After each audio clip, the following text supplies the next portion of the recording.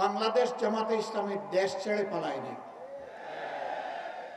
নেতৃত্ব তো ভাই আমরা দিয়েছি, স্বৈরাচারের বিরুদ্ধে 15.5 বছর আমরা আন্দোলন করেছি, আমরা জীবন দিয়েছি, আমরা মামলা গোলাই নিয়ে জেলে ঢুকেছি, ঘর বাড়ি ছেড়ে এখানে সেখানে আমরা পালিয়ে বেরিয়েছি।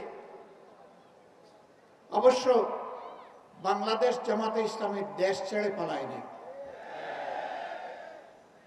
দেশের ভিতরেই আমরা মুহাজির ছিলাম, দেশের মাটিকে কামড়ে ধরেছিলাম, বুকে জড়িয়ে এখানেই ছিলাম, জেল বরণ করেছি, জীবন দিয়েছি, কিন্তু দেশ ছেড়ে আমরা পালাইনি। কারণ আমরা এই দেশকে, এই মাটিকে, এই মানুষকে আমরা ভালোবাসি।